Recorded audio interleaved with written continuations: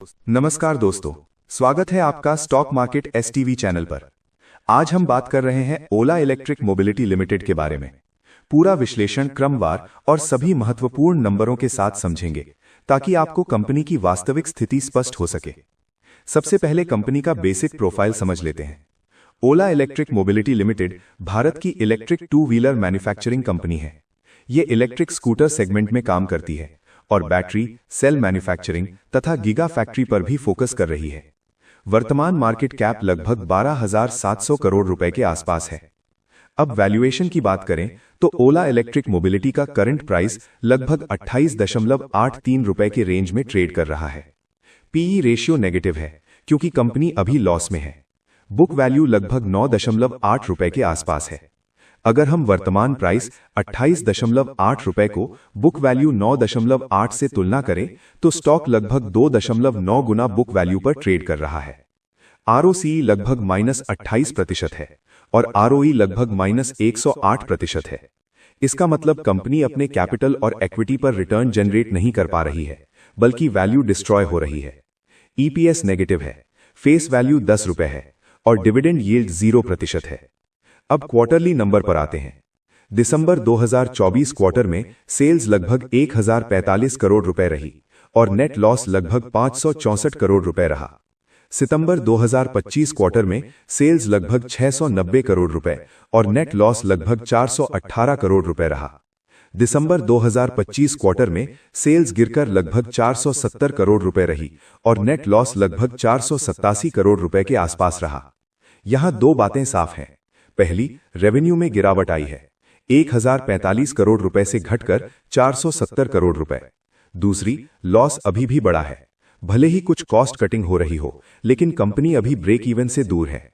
लगातार कई क्वार्टर से कंपनी नेट लॉस रिपोर्ट कर रही है। अब प्रॉफिट एंड लॉस स्टेटमेंट का बड़ा चित्र देखें तो पिछले कुछ वर्षों से कंपनी की रेवेन्यू ग्रोथ अस्थिर रही है और नेट प्रॉफिट लगातार नेगेटिव रहा है। ऑपरेटिंग मार्जिन नेगेटिव है। इसका मतलब कंपनी का कोर बिजनेस अभी लाभदायक नहीं हुआ है। ग्रॉस मार्जिन और ऑपरेटिंग कॉस्ट में सुधार की आवश्यकता है। जब तक सेल्स वॉल्यूम स्थिर रूप से नहीं बढ़ेगा और प्रति यूनिट मार्जिन बेहतर नहीं होगा, तब तक प्रॉफिटेबिलिटी मुश्किल दिखती है। अब बैलेंस शीट पर नजर डालते हैं।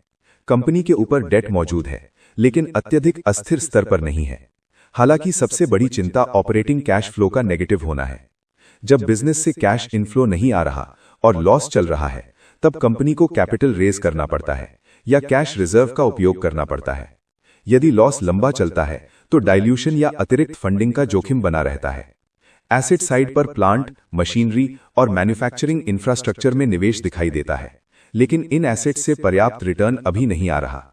अब शेयर होल्डिंग पैटर्न देखें तो प्रमोटर होल्डिंग लगभग 34.6% के आसपास है। एफआईआई लगभग 4% के आसपास है। डीआईआई लगभग 7% के आसपास है।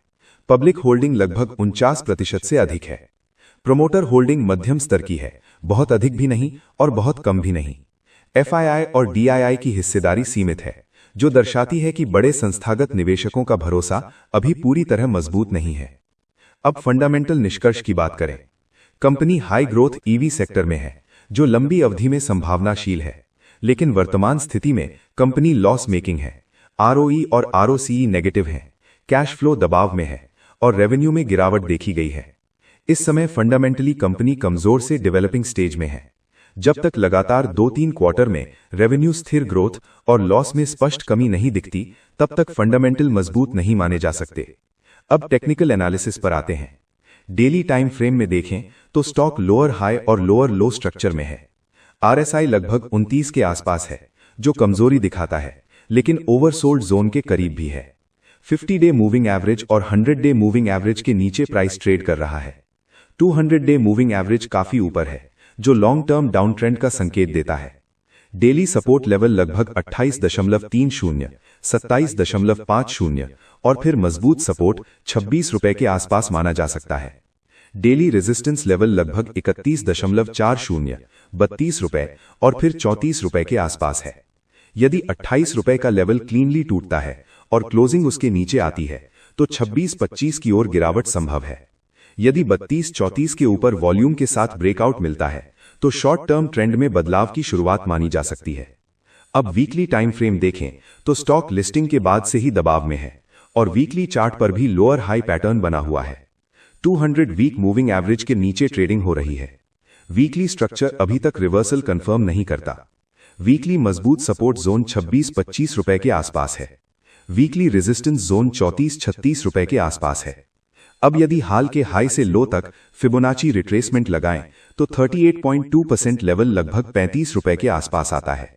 50% लेवल लगभग 37 रुपए के आसपास आता है और 61.8% लेवल लगभग 39 रुपए के आसपास पड़ता है।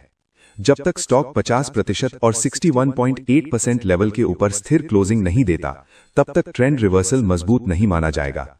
अब अंतिम राय, जो निवेशक नया एंट्री लेना चाहते हैं उनके लिए ये स्टॉक हाई रिस्क कैटेगरी में आता है, क्योंकि फंडामेंटल लॉस मेकिंग है और टेक्निकल स्ट्रक्चर भी कमजोर है। केवल वही निवेशक विचार करें जो हाई रिस्क लेने को तैयार हों और लंबी अवधि का विजन रखते हों, वो भी स्टेप बाय स्टेप और सख्त स्टॉप लॉस के साथ।